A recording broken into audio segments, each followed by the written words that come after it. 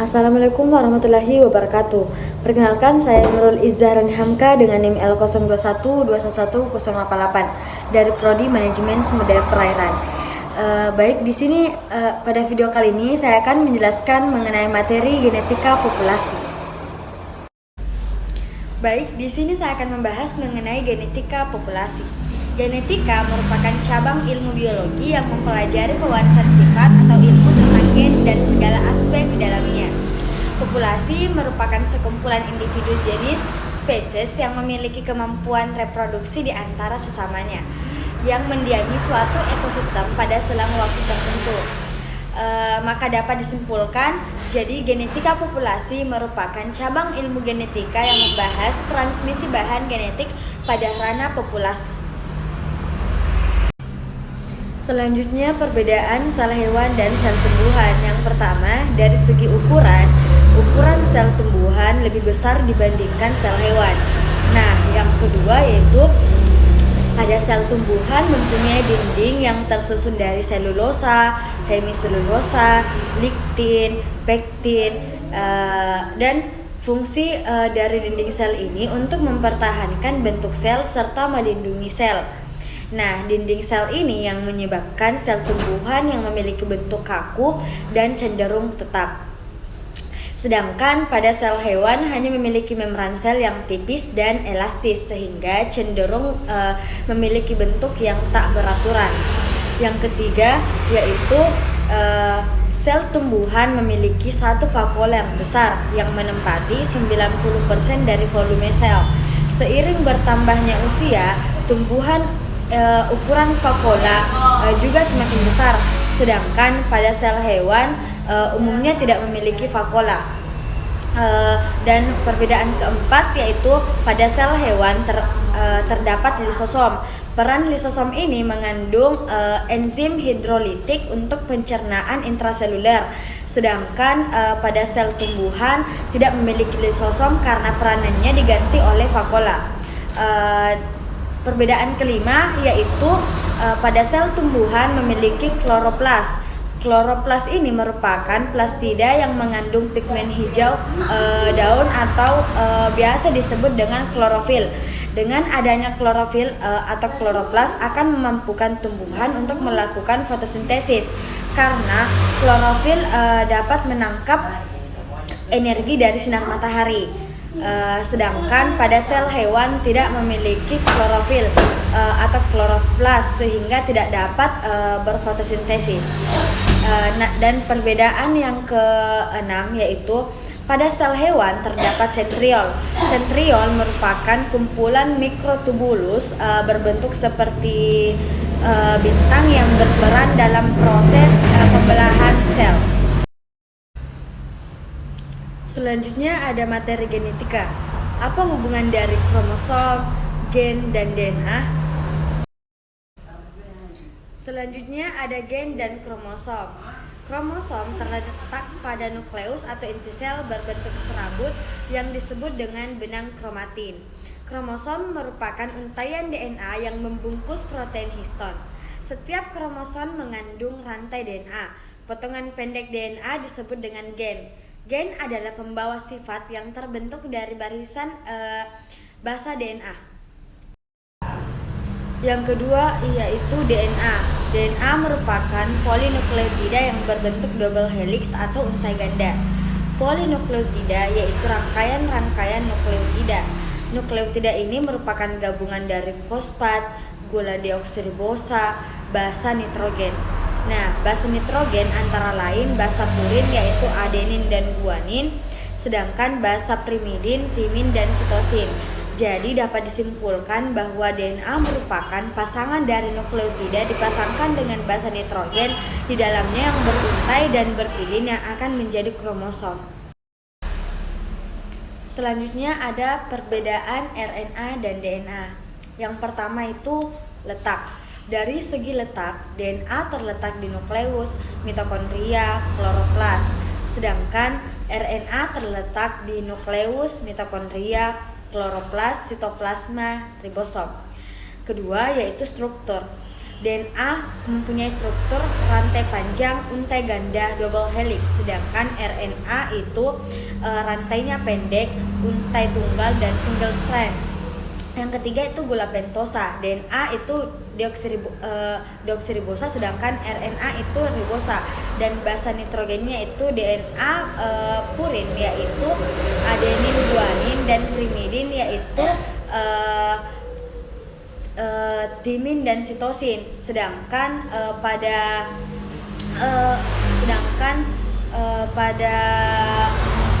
RNA yaitu basa purinnya itu adenin dan guanin, dan basa pirimidinnya itu urasil dan sitosin.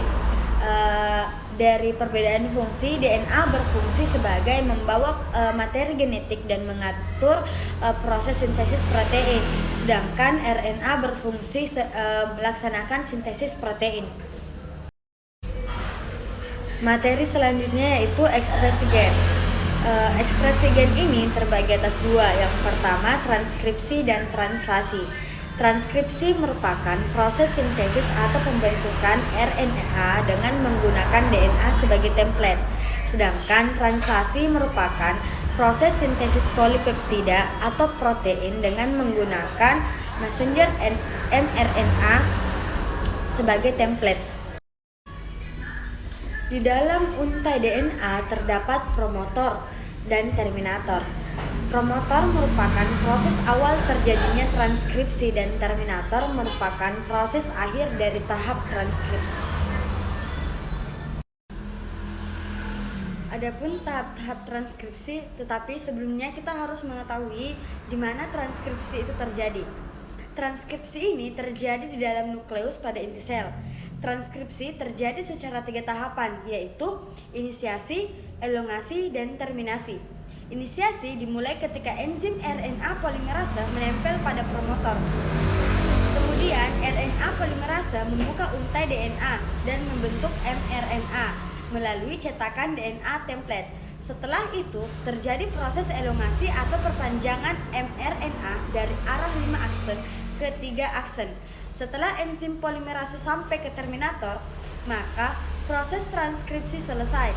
Proses itu dinamakan terminasi. Selanjutnya ada tahap-tahap translasi. Proses menuju translasi di mana mRNA atau kodon akan keluar dari pori-pori nukleus menuju sitoplasma. Translasi memiliki tahapan, yaitu inisiasi, elongasi, dan terminasi. Yang pertama itu inisiasi atau biasa disebut dengan permulaan. Ujung mRNA yang telah keluar dari nukleus akan berikatan dengan ribosom unit kecil melalui bantuan GTP dan enzim. Peristiwa tersebut disebut dengan kodon inisiasi. Kodon inisiasi tersebut adalah AUG. Kodon AUG memberikan sinyal untuk melalui proses translasi. Kemudian transfer RNA antikodon UAC yang membawa asam amino metionin melekat pada kodon inisiasi AUG. Transfer RNA antikodon UAC melakukan komplementer dari kodon AUG. Transfer RNA sendiri berfungsi untuk mengantarkan informasi genetik mRNA dari sitoplasma menuju ribosom untuk disusun menjadi protein. Tahap kedua yaitu elongasi atau perpanjangan. Kodon yang dibawa oleh mRNA akan diterjemahkan satu persatu menjadi asam amino. Asam amino berikutnya akan ditambah satu persatu dari asam amino pertama, metionin. Asam amino pertama, metionin, segera lepas dari ribosom. Transfer RNA kembali ke sitoplasma untuk mengulangi fungsinya. Transfer RNA berikutnya datang untuk berpasangan dengan kodon mRNA berikutnya. Setelah itu, masing-masing asam amino akan digabungkan oleh transfer RNA. Gabungan asam amino tersebut akan membentuk rantai polipeptida yang dikatalisasi oleh RNA. RNA terdapat pada ribosom subunit besar yang berfungsi sebagai enzim pembentuk ikatan peptida yang menyambungkan polipeptida antar asam amino. Dan yang terakhir yaitu terminasi atau pengakhiran. Proses translasi berakhir ketika salah satu kodon stop mRNA, UAA, UAG, dan UGA melekat pada rusuk ribosom. Polipeptida atau protein yang terbentuk akan terlepas dari ribosom dan terjadi pelepasan subunit ribosom menjadi subunit besar dan kecil. Protein yang telah disintesis mengalami proses post-translasi. Pada tahap ini, protein dapat berkaitan dengan karbohidrat atau dipecah kembali menjadi beberapa polipeptida. Selanjutnya ada materi replikasi DNA. Replikasi DNA merupakan suatu proses penggandaan DNA yang terjadi pada saat sebelum pembelahan sel. Proses replikasi yang dimulai pada beberapa daerah spesifik dari rantai DNA disebut dengan pangkal replikasi. Beberapa tahapan dan enzim yang berperan dalam sintesis protein antara lain adalah yaitu yang pertama DNA helikase yang berfungsi untuk membuka rantai ganda DNA induk. Kedua yaitu enzim primase yang membentuk primer yang merupakan segmen pendek dari RNA sebagai pemula untuk terjadinya sintesis protein. Ketiga yaitu dari ujung 3 aksen RNA polimer, DNA polimerase telah menambahkan pasangan base nitrogen dari nukleotida pada rantai tunggal DNA induk dan terbentuk rantai DNA yang bersambungan secara kontinu atau terpisah-pisah yang disebut sebagai leading strand. Yang keempat yaitu pada rantai tunggal DNA induk yang lain, DNA polimerase akan membentuk leading strand atau merupakan keseluruhan rantai kopian DNA yang pertumbuhannya tidak kontinu dengan memperpanjang RNA prime. Yang kelima yaitu RNA primer di beberapa tempat akan membentuk segmen-segmen DNA baru yang saling terpisah. Dan yang keenam yaitu segmen-segmen itulah yang disebut juga sebagai fragmen Okazaki. Dan yang ketujuh, DNA polimerase yang lainnya akan menggantikan RNA polimer dengan DNA dan enzim ligase menghubungkan segmen-segmen Okazaki sehingga terbentuk salinan DNA baru. DNA baru yang telah terbentuk identik dengan DNA induk akan melanjutkan tahapan untuk mensintesis protein, yaitu suatu tahapan transkripsi dan translasi. Materi selanjutnya yaitu pengenalan ekspresi gen. Yang pertama itu jenis produk gen. Ekspresi gen menggambarkan proses di mana produk fungsional dibuat dari gen. Ada dua tahap utama ekspresi gen. Yang pertama itu transkripsi yang melibatkan produksi RNA dari gen. Yang kedua yaitu translasi yang disebut terjemahan melibatkan produksi protein oleh ribosom menggunakan RNA sebagai template. Setelah kita belajar mengenai ekspresi gen, perlu diketahui bahwa apakah sintesis protein dan ekspresi gen itu sama. Tetapi hal itu berbeda. Perbedaan utamanya antara ekspresi gen dan sintesis protein, yaitu ekspresi gen tidak selalu menghasilkan produksi protein. Yang kedua yaitu jenis gen. Tipe gen ini juga diklasifikasikan berdasarkan fungsi yang dilakukan. Yang pertama yaitu regulatory gen. Gen yang menghasilkan RNA atau protein yang digunakan untuk mengkontrol ekspresi gen dengan secara langsung mempengaruhi ekspresi gen. Misalnya gen yang menyandi enzim-enzim antibodi.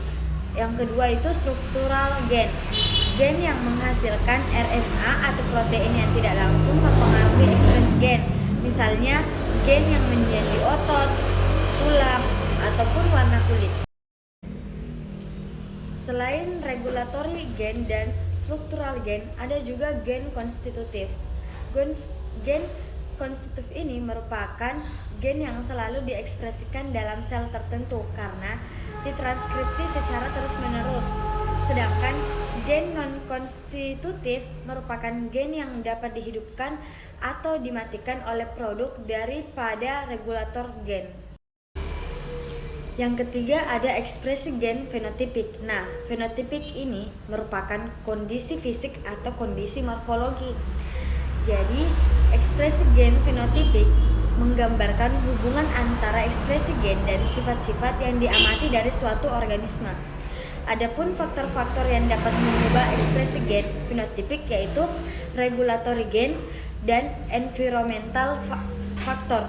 Selain itu, faktor lingkungan juga sangat mempengaruhi ekspresi gen.